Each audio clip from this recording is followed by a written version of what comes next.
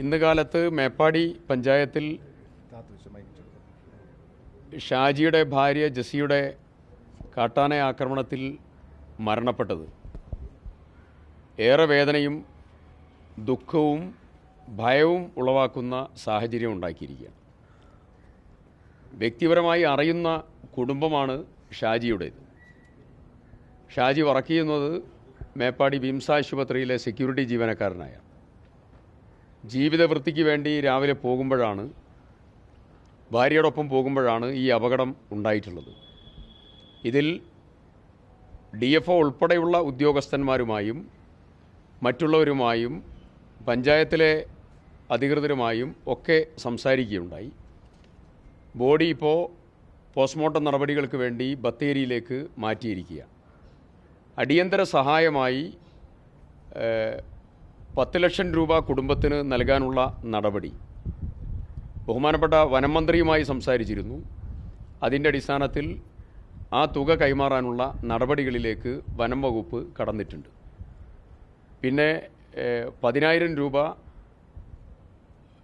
മരണാനന്തര കാര്യങ്ങൾ നിർവഹിക്കുന്നതിന് വേണ്ടിയിട്ടുള്ള നടപടികൾക്കും നൽകുന്നതിന് വേണ്ടിയിട്ടുള്ള കാര്യങ്ങൾ സ്വീകരിച്ചിട്ടുണ്ട്.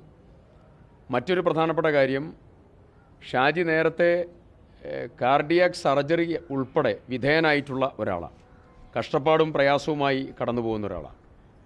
അപ്പോൾ ആ കുടുംബത്തിലെ ഒരാൾക്ക് ജോലി വേണം എന്നുള്ള ഒരാവശ്യം ഉയർന്നിട്ടുണ്ട്. അത് വളരെ ഗൗരവത്തോടു കൂടി സർക്കാർ പരിഗണിക്കും. ബഹുമാനപ്പെട്ട വനം മന്ത്രിയുമായി ആ കാര്യം സംസാരിച്ചു.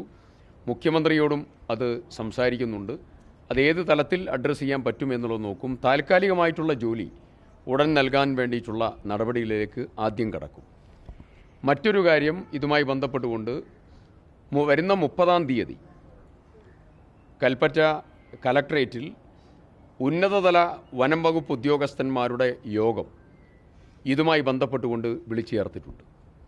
ആ യോഗത്തിൽ വനം മന്ത്രി അദ്ദേഹത്തിൻ്റെ നിർദ്ദേശാനുസരണം, ഞാൻ അദ്ദേഹവുമായി തുടർച്ചയായി സംസാരിച്ചു കൊണ്ടിരിക്കുകയാണ്, അദ്ദേഹത്തിൻ്റെ നിർദ്ദേശാനുസരണം ചീഫ് വൈൽഡ് ലൈഫ് വാർഡൻ തന്നെ അതിൽ പങ്കെടുക്കാനുള്ള നിർദ്ദേശം അദ്ദേഹം നൽകിയിട്ടുണ്ട്. ജില്ലാ കളക്ടറോടും DFOയോടും മറ്റുള്ള വനം വകുപ്പ് ഉദ്യോഗസ്ഥന്മാരോടും സംസാരിച്ചിട്ടുണ്ട്.